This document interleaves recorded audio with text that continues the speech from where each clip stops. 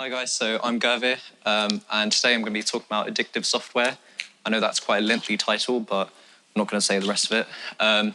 Essentially, I've got the QR code here, and what that is basically to my PDF, which will talk about everything that I'm speaking about today, so hope it helps. But yeah. And also, before we start, there's going to be a few content warnings, so heavy mentions about addictions, of course. There's going to be mentions of suicide and online harassment, so if any of these make you feel uncomfortable, I wouldn't mind if you'd like to take a moment, take a step outside, get a drink, etc. So, quick poll. Hands up if any of you have used any of these different softwares within the past month. Okay, within the past week. Yep, and within the past day. Brilliant. So, I think we can come to a general consensus that these applications make us want to come back for more. So what exactly do I mean by addictive software? Addictive software can come in many different forms. It can come from social media addiction, stuff such as Snapchat, Instagram, Facebook, online shopping addiction, online gambling addiction, online gaming addiction, and last but not least, smartphone and internet addiction. So before we move on, let me give an example of where software had actually gone wrong due to its addiction. So who remembers this game, Flappy Bird? Brilliant. So yeah, gamers here are absolutely nostalgic, but essentially this game was created by a sole developer, Dong Nguyen, and he was a Vietnamese developer, and he created it just to make a few quid here and there.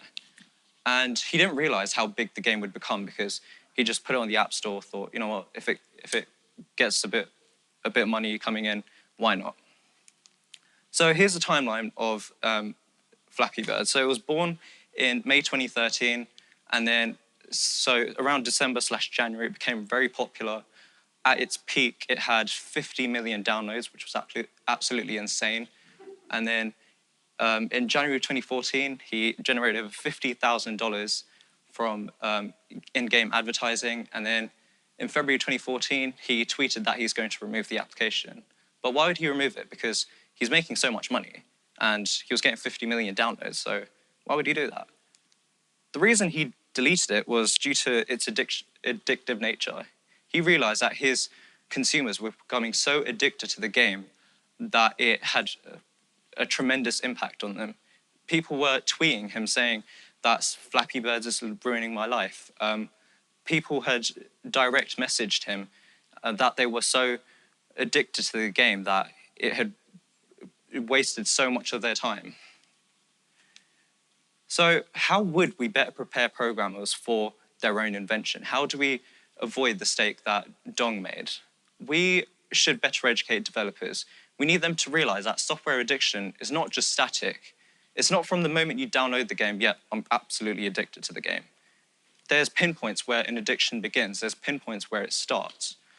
And we should risk assess the application. We need to think, do you know what? Is this application even worth developing? Is it going to present more harm to the user, or is it going to absolutely benefit the user? We also need to test for addiction. So just like we would do usability testing, we need to test for if the application is going to be addictive. So we need to check how much the user's using the application when we're in our beta stage. We need to speak to psychologists, psychiatrists, and experts and get their opinion on the application itself. And also doing user-centered designs rather than manipulating the user. I downloaded this game the other day, and what it did, it had login rewards. So every day that I would log in, it would consistently reward me. And there's more about that later. So why is software so addicting? Software is addicting because of its learnability. We as humans are more likely to use an application if we're familiar with it, if we're aware of how it would work. And so that's why we use stuff such as Facebook, Instagram, Snapchat, and we're aware of how the navigation works of it. It's also our primal instincts. Us as human beings, we're social creatures. Otherwise, we wouldn't be gathered here today. Software also provides us with a sense of reward. It provides us with something called the dopamine effect.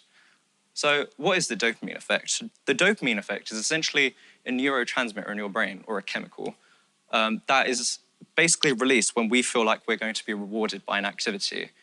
And this can happen whenever we get that job promotion at work, when we just came back from the gym and we're feeling absolutely buzzing, and even when we're playing a game. And what happens is that dopamine is released in 3 parts of our brain. And now when it's released into our brain, what happens is we feel like we want that reward again. And that's when our brain says to us, yeah, do you know what? We should do this again sometime. So that's where addictions start. That's where addictions begin to form. So here's some design patterns that I've noticed that can potentially increase the chance of addiction. So this is what I like to call the recipe to disaster, because it just wastes so much of my time. So what I've noticed is, so when I'm on YouTube, I quite like stuff such as MMA, boxing, and what happens is they use my data that I like MMA/boxing, and they target me with algorithms. And the algorithms essentially push out content to me saying, you know what, you should watch this video, you should watch this video. And that targets my attention.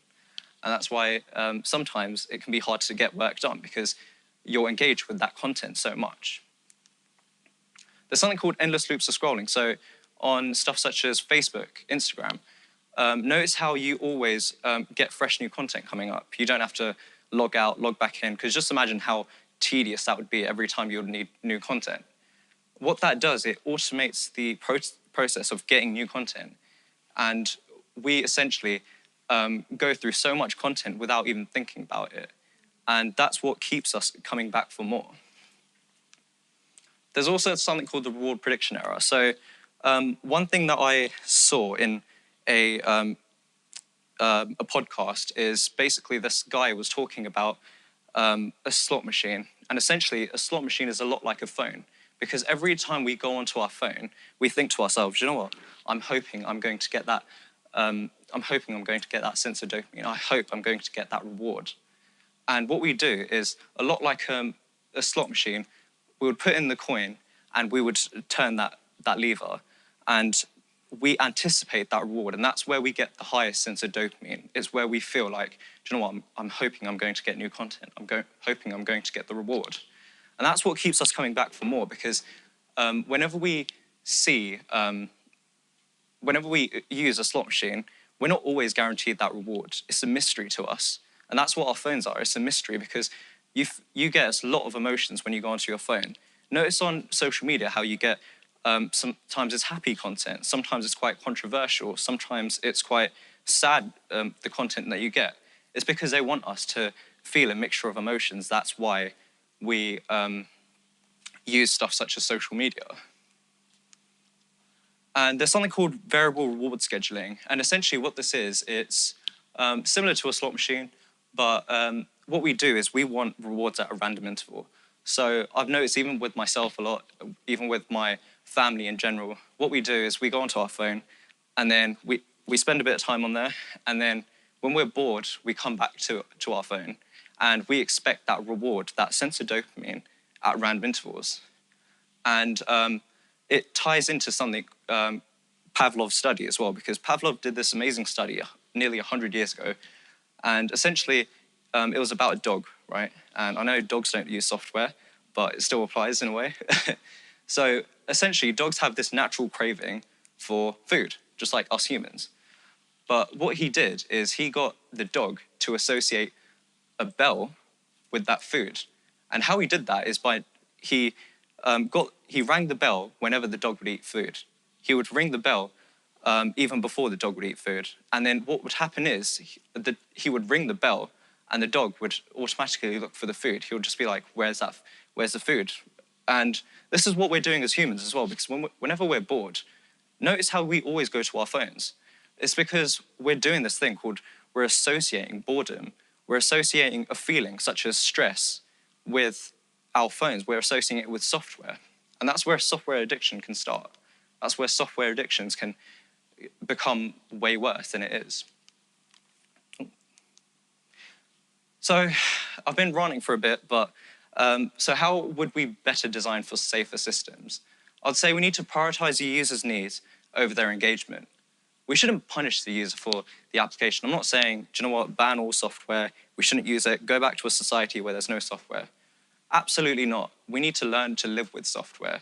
We should encourage them for better usage by using reverse psychology. We should gamify using their time much better. We should also encourage users for more mindfulness of their own software uses, stuff such as screen time. So, for example, this is my friend's screen time. Thank you very much, Jack. And essentially, he uses a lot of Instagram. So, you know, it's stuff like this where we can actually see how long we're spending on social media, how long we're spending on an application. Instagram have done this in-house thing where you can see how long you're spending on a specific account, and you can cater your time accordingly. And I think that's absolutely brilliant. And there's an application called Flora, which is on over there. And essentially what the application is you would go onto the application, you would set a screen time, for example, 2 hours, two and a half hours. And what you would do on the application is you're locked into that screen, so you can't see anything else. And when you're locked onto that screen, you can see this plant grow, and you would go back, you would do something else, and you can see the plant grow into something much more beautiful. And what that would do, that would give you that sensation that, do you know what, I'm being rewarded for doing something else here. And it would encourage you to get off software by using software. But you get my point. You can also limit notifications. So I did this thing during the summer, and what I did is I did a detox of software. And essentially, what I was trying to do, I was trying to test my own willpower against me. And what happened is, social media was constantly trying to reel me in, and they were sending me a lot of content, and they were trying to send me loads of notifications saying, oh, do you know what, maybe you should view this, maybe you should view that. And what that would do, that would try to entice me to use the software application more. And also encouraging users to, and congratulating them if they've reduced their screen time, if we know they have an issue. You know, even trophy unlocks. And one question I do get asked about a lot when I'm presenting this to my peers, and especially when I'm rehearsing this, is why should we really worry? Because isn't it our job just to create the software and, you know, it's more of a society issue? Well, is it ethical? Because if it would be highly unethical if we created unsafe systems that we know about. We wouldn't like it if car manufacturers made cars without an airbag and seatbelts. And we shouldn't like it if we know that we're creating these applications which can potentially be harmful and may cause addiction. And it's also within our oath to take responsibility for what we've made. It's within the ACM and it's within the BCS that we should take responsibility for what we've done. And it's also harming our generation and our youth, especially this statistic. So studies have shown that there's been a 66% increase in the risk of suicide-related outcomes amongst teenage girls that spend 5 hours on social media compared to if they just spent that 1 hour. So I'll ask you this one question. Are we doing enough as computering and technology individuals to prevent this from happening? Are we doing enough to prevent the idea of software addiction? Thank you very much.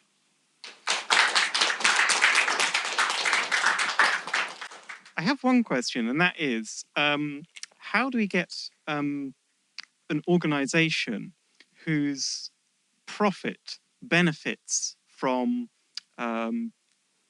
basically predatory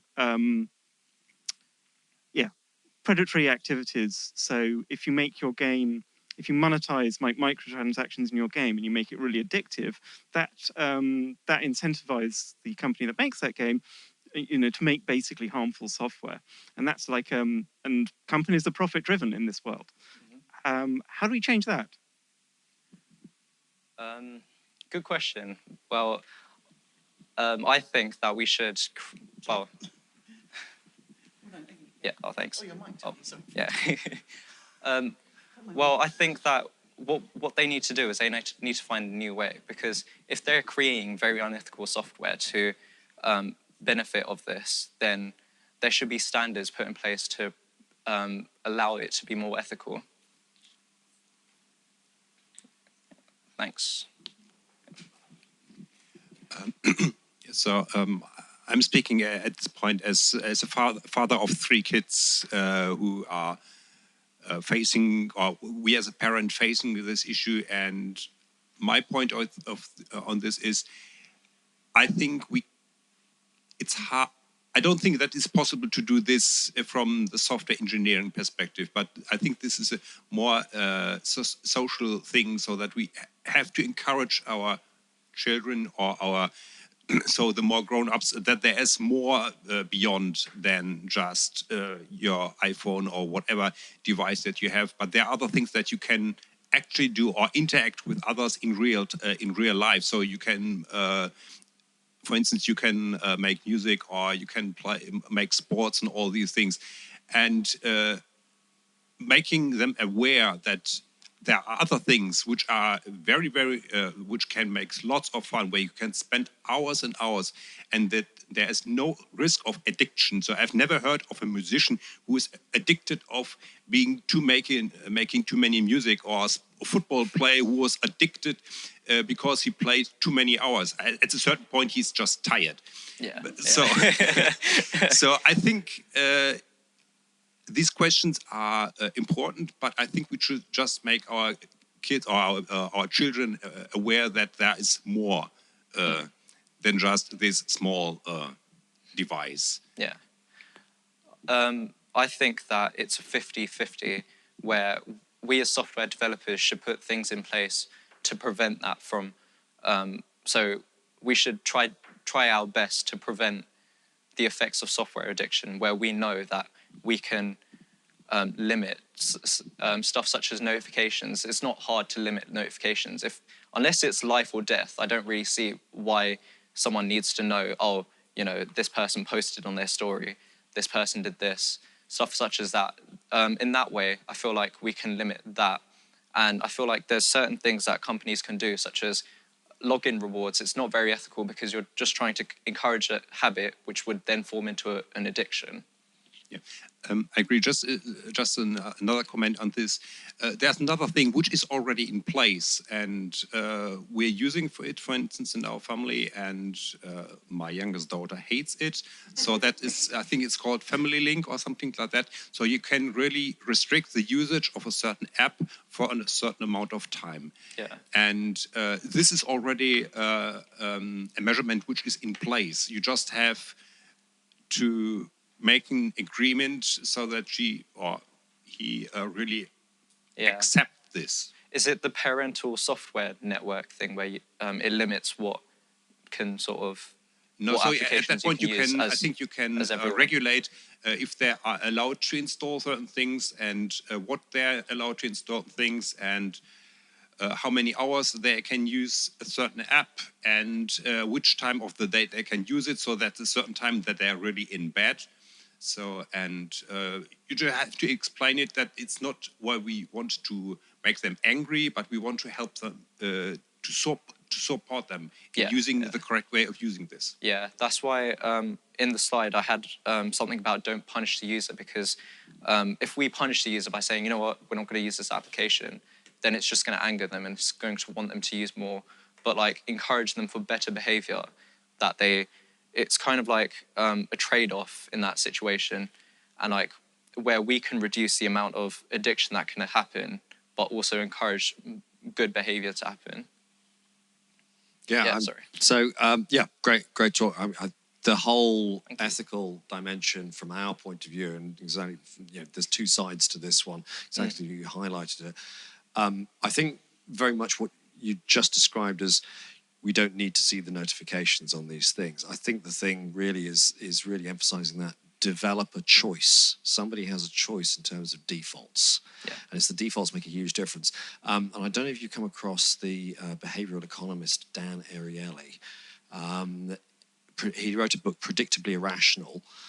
Wonderful book, but if you go back, I think it's his first TED Talk, probably about probably about 13 years, I'm going to guess.